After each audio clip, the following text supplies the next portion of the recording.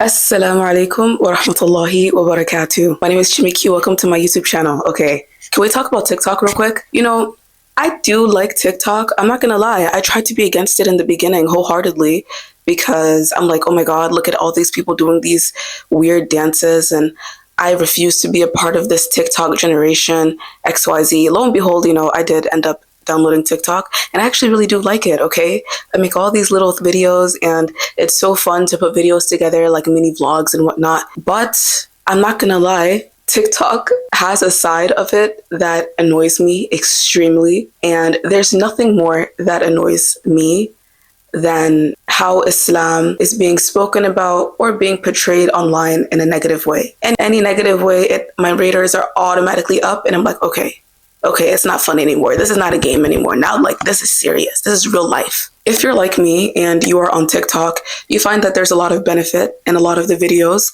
And I'm not going to sit here and say every single thing on TikTok is horrible. I myself have multiple TikTok accounts, and I also enjoy a lot of content on TikTok as well. And likewise, there's also another side of TikTok that has a lot of questionable things. And I mean, at the end of the day, when everybody has a platform and nothing gets filtered out and every single thing can be said, but I feel like so much damage control has to be done as well. Social media, and more particularly with this video, TikTok, has been a method of a lot of people in my generation. I'm Gen Z, unfortunately. Like, I tried to convince myself for so long that I was a millennial. Like, okay, Jimmy, I'm Gen Z. But to be fair, I'm one of the oldest Gen Zers, okay? I'm not like one of these little kids, okay? I'm grown. What really does make me sad on the app as well is seeing people in general take their deen from TikTok. TikTok creators, people that of course don't have any vast Islamic knowledge, on TikTok, simply because they say a few words in Arabic and their tajweed is on point. Automatically now this is a sheikh to me, and I will listen to him, and he is someone of religious authority. Or because she wears a hijab and she said XYZ perfectly, and she's just really good at communicating, and she's been given the gift of gabber, I automatically now have to listen to her. Now, here's the thing. I'm not painting myself as someone different simply because my platform is here on YouTube. I'm going to put myself in the boat that 99.9% of all of us on social media are in, which is the boat of people that have a base level of knowledge with Islam, and people that are definitely not qualified to issue fatwas or to give Islamic guidance on other than what has already been displayed and given from teachings from hundreds and hundreds of years ago. We are nobody to reinvent the wheel, okay? Now, I say all of that just to go into what I've been having a bit of an issue with on TikTok. And I would say, just bluntly, it's the blatant advertisement of our sins on social media. And not only that, because I realize there's an extra step added, and it's always linked, right? It's not just me saying I have this XYZ sin. No, it's now me saying, yes, I have this sin, and I want you to understand that it's something I struggle with, but I also want you to understand that you can't correct me on it, and you have to just be here and understand I'm going through something, and la-di-da, we're all gonna go with the flow, and we're all gonna smile and act like I'm not doing anything wrong, and I want you to be okay with it. If you're not okay with it, you're just gonna get blocked. Yes, I'm posting it on social media and I'm living my life, okay? This is the narrative that is there on social media, on TikTok, and it is the very narrative that annoys me. I think it does a little bit more than annoy me, but I'll stick to the word of annoyance. Now, recently on TikTok, what prompted me to make this video is because now more than ever, I see so many different TikTok influencers taking their hijab off. Alhamdulillah, they start off with a very fond and very amazing community of hijabi young girls, like-minded. They see someone wear their hijab in a specific way, and now they want to wear it the same way as well. Following this influencer for so long, only to see later on this influencer takes off their hijab, or maybe they show their neck a little bit, they show their ears, just a maybe looser approach to wearing the hijab, as we're seeing a lot of content creators just removing the hijab. It's interesting, right? Because on one end, you have the understanding that, okay, this person, maybe they're struggling with their hijab, as a lot of us do, right? No, you're not the only one on an island if you're struggling with your hijab. A lot of Muslim girls struggle with their hijab, right? It's not simply just saying that I am struggling with this right now, and I would love encouragement on how I can, rectify my struggles and how I can come back to wearing maybe a more proper form of hijab.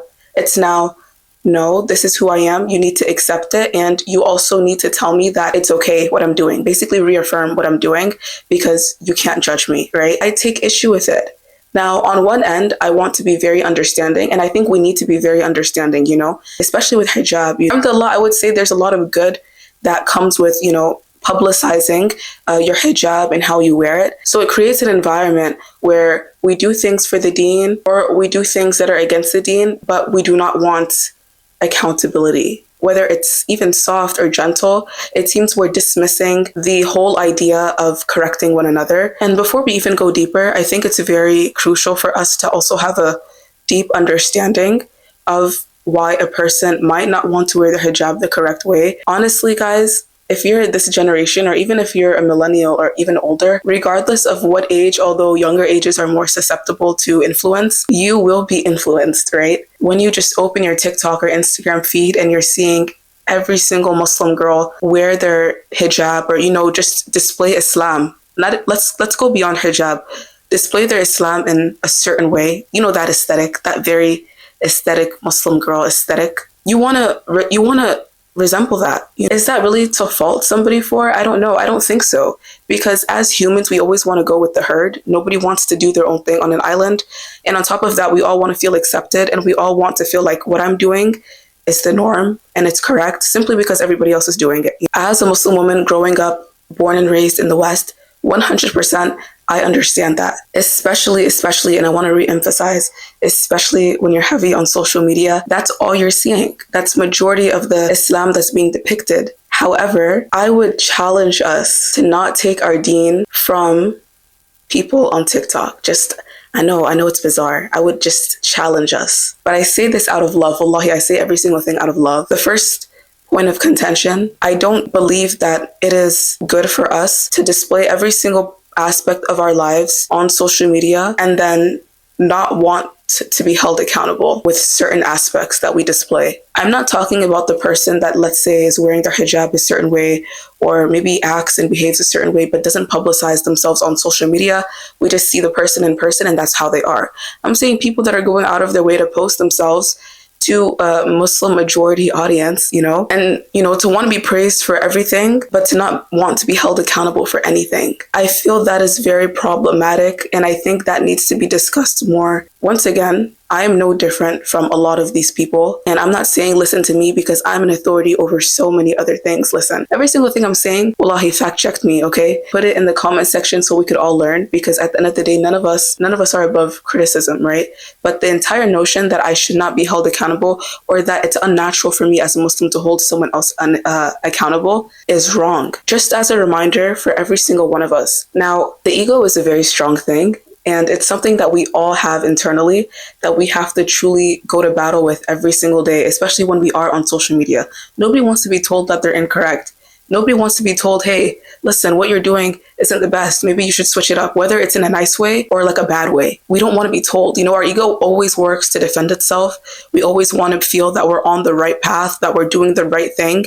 And it takes humility within all of us to sit down and reflect on what we're being corrected on. Now, I'm not saying you take everything in and you just listen to what everybody has to say. There's always going to be an audience or a group of people that are just going to criticize absolutely everything, right? But I'm saying on a more generic level, as a human and as a Muslim, more importantly, as a Muslim, it's a part of our deen, and it's a lovely part of our deen to reflect on every single point. As a Muslim ummah, it is our responsibility to correct one another.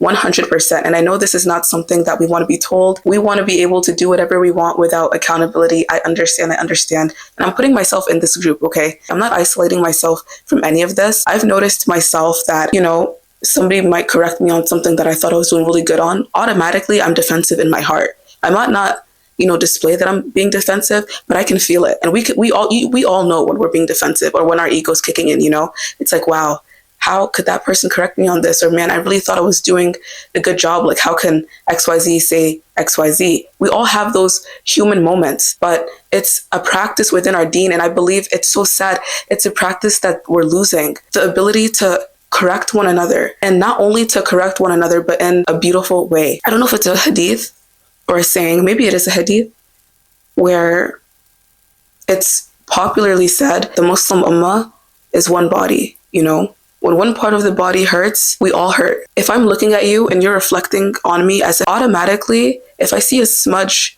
on the mirror, I'm gonna want to clean it, you know? Because not only does that benefit you, that benefits me as well. We're an ummah. That's the beauty of Islam. We're really one, you know? It's not a nafsi deen, and I say this all the time, but truly, it's not a nafsi deen where, man, everybody is out for themselves and you do what you want to do, I'm going to do what I want to do. It's the exact opposite. It's, listen, you might be struggling with this. As your sister in Islam or as your brother in Islam, I need to also hold myself accountable to helping you. Vice versa. If I'm the one struggling, another Muslim should look at me and say, you know what? I love this sister so much. I only want the best for this sister. How can I help this sister? What can I do to help her? Not what can I do to encourage her to stay where she is or to only affirm what she might be doing right now that probably isn't the best. No, it's to maybe acknowledge where the person is, but then automatically trying to see what you can do to help to improve. You know, what can we do to get closer to Allah? And I feel like because we don't want to be corrected today, we're diminishing that part of our deen. And it's, okay, I'm going to do whatever I want, but you can't correct me. You can only correct me to a certain level. After that, you're doing too much. Your constructive criticism isn't welcomed. The more we allow this mindset to come within our deen and to infiltrate between all of us as Muslims, the more distant we become from one another. And one of the strong bases of Islam is a Muslim community, and having a sister that, you know, you can look out for, and having a brother that, you know, looks out for you, and, you know, just this one community, this one body type of feeling. And the more we limit what somebody can critique in us, the more, not only does that even separate the ummah in a slow yet strong way, that does not help our own self-improvement. Because who are you, daughter or son of Adam, to walk this earth as if you know everything? And whatever you're going through is just, you know, something very specific to you, and nobody is worthy of correcting you. That's actually I believe that's actually very arrogant. And arrogance will creep its way into our hearts in very subtle ways. You know, all of these, of course, the tricks of shaitan, subhanAllah, he moves extremely slowly but carefully and efficiently. Nonetheless, he moves. And arrogance is one of those things that can come into our hearts without us even realizing it. The one thing we know Allah hates, if he doesn't hate anything, he hates arrogance. And even talk about how a mustard seed of arrogance will not allow you to enter Jannah. You know, you could have done all the good deeds, man. Like, I posted so many reminders. I said XYZ, I cleaned the masjid, I woke up and I prayed every single prayer on time plus sunnah. I've done so much good. But you having that 1 ounce, that one, not even an ounce, fam, that one grain of arrogance, it's not enough for you to go into Jannah even with all your good deeds. With such an emphasis on that alone, when I think about myself and I think about someone correcting me, the least I can do is at least hear them out, you know, and listen. It might not feel good. Majority of the time, it won't feel good because, oh my God, my ego is now realizing that it's not perfect. Like, wow, I have a flaw. I'm human. Like, those realizations are extremely necessary. So all this going back to TikTok, I feel that if we're not careful, it's molding us into Muslims that are only occupied and only caring of themselves without improvement, you know? And I also say, if you publicize yourself, you can't say that someone can't critique you. I'm sorry.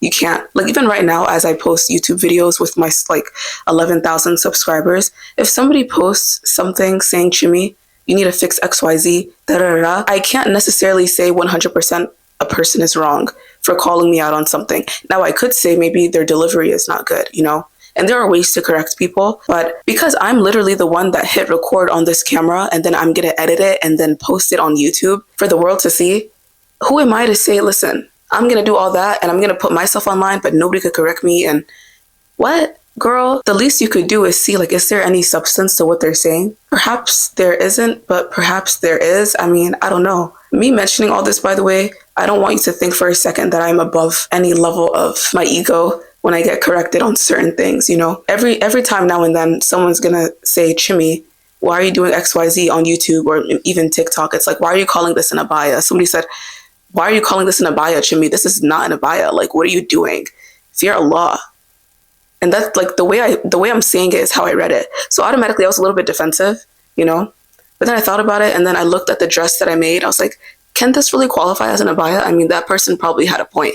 Could she have said it nicer? Maybe, but bro, she wasn't wrong. And then I changed the description. I was like, yeah, this ain't no abaya, y'all. This ain't no abaya. It wasn't like a horribly tight dress, but you know, you get my point. You get my point. It's like you putting yourself online, like you're not void of criticism. You shouldn't now think that because the Chimikyu sitting before you right now is a little bit different than the Chimikyu that might have stood before you a few years ago. I've made a few changes, and some of these changes have come from criticism. What else was I gonna say? Hold on. Why did I pull this camera out?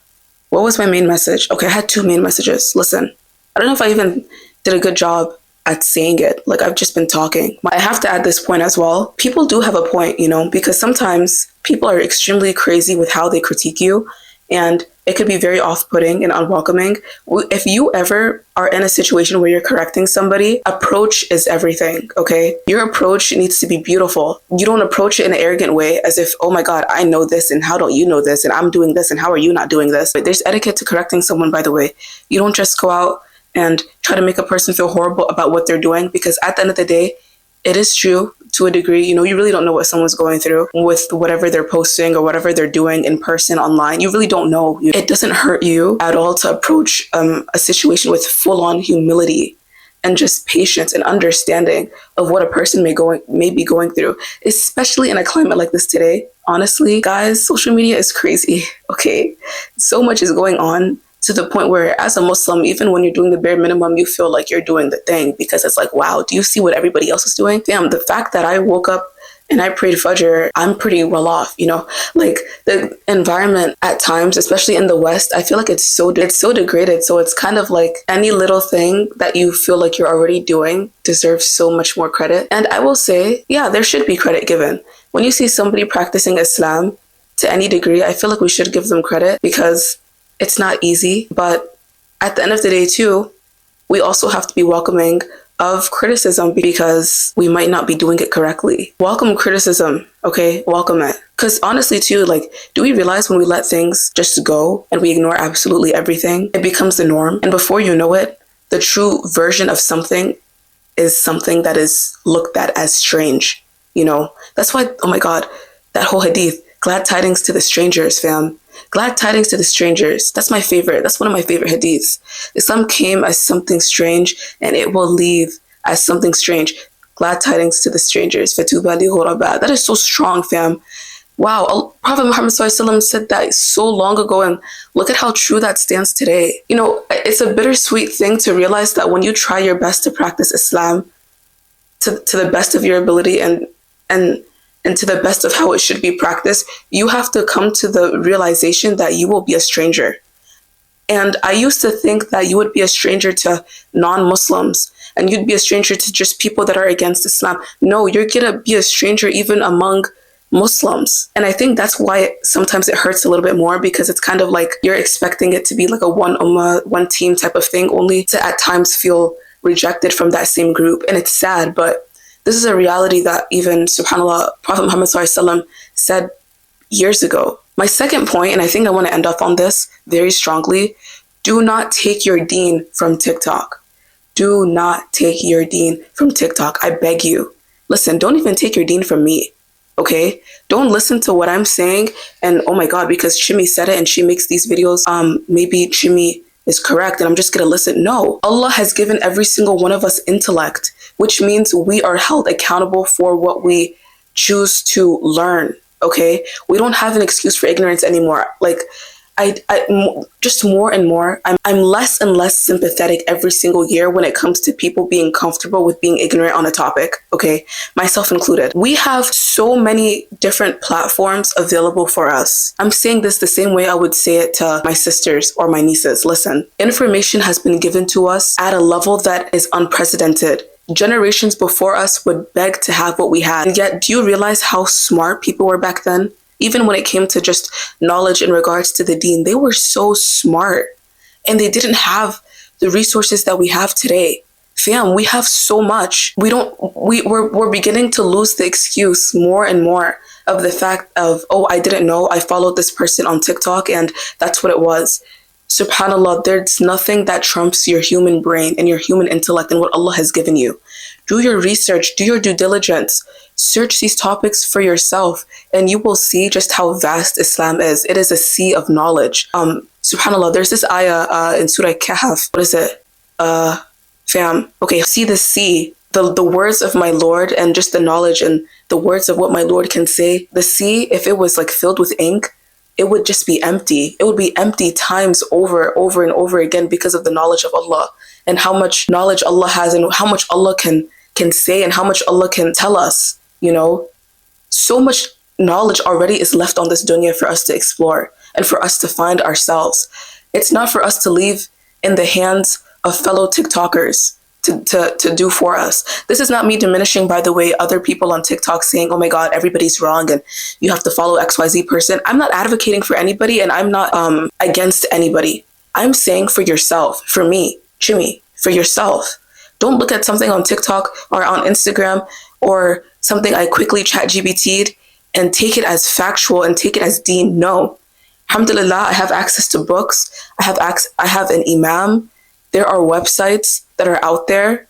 Alhamdulillah, we have to be careful with the websites too, by the way, because, you know, some of them are a bit questionable. Nonetheless, there are resources. If you track and you truly try to look, you will find people that are worth so much, that are worth a sea of knowledge, that can tell you so much about this deen in a beautiful way that will be long lasting, versus going on TikTok and asking the fatwa on, do I have to lower my gaze if I scroll and I spam? There are better people. And you know what? We have to thank Allah that they're not gone yet. The way things are going, honestly, I just get so sad sometimes. And I'm really optimistic. Like, I'm not a pessimist at all. Sometimes I get sad when I see how Islam is today.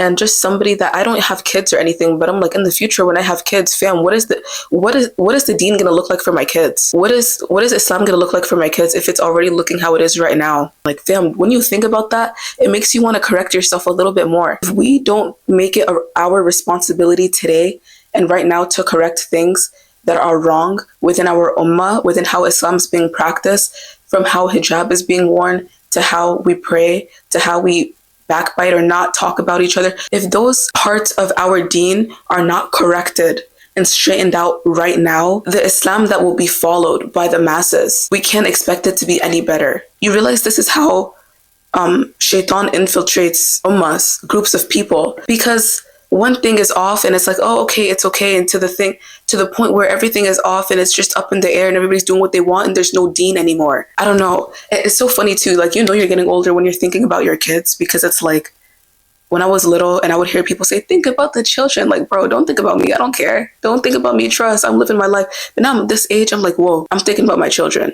I'm thinking about your children. Okay. I'm thinking about our environment. What is the Islam that we're going to leave behind? Allah already promises, of course, there's going to be always a group of righteous people. But it's like, how will we know our kids will be in that group?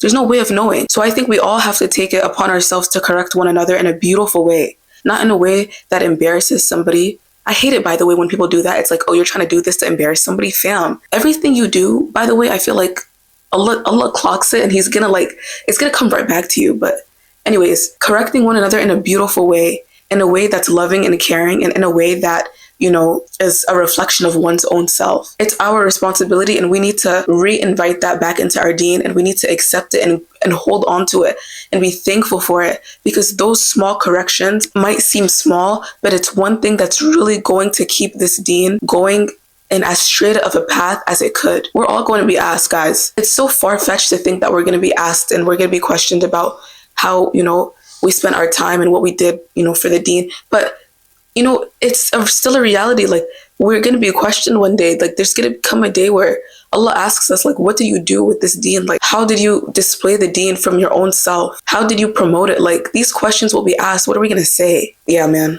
I just feel like we need to do a better job at preserving the deen. And platforms like TikTok, Instagram, Twitter, whatever, they're all amazing. You know, you meet so many like-minded people. But if you're not careful as well, I would say it could also be very harmful in a lot of instances as well, where people are coming up in their deen and they feel like because it's something is very common online, that's just what it is. And unfortunately, that's not the case. You know, if I said anything incorrectly or offensively, please forgive me. Okay. Forgive your girl. Wallahi, I'm saying all of this out of love. And I say this because I truly have a lot of love for my fellow Muslims and I want all of us to do better. Because when we're better individually, we're better as a whole. And it rubs off on all of us. But forgive me, okay, realistically, guys, forgive me if I said anything incorrectly. And of course, everything good I said is from the one and only Lord, Rabbil Alameen. I'll leave us off on an ayah that I've been reflecting on lately. And subhanAllah, it makes me think, and it makes me sit and question myself, which I think we should all do. In Surah Nahl, لا جرم أن الله يعلم ما يسرون وما يعلنون إنه لا يحب المستكبرين. No doubt, Allah knows what they conceal and what they put forth and what they display. Indeed, Allah does not like the prideful. SubhanAllah, that's very deep. That's a very deep ayah. And I think we should all just make it a point to not be prideful and to welcome criticism, even at the expense, 100% at the expense of our own pride. Yeah, guys, that's all I have to say. I'm gonna hop on here for other videos though, inshallah. Anyways, take care. Assalamu Alaikum.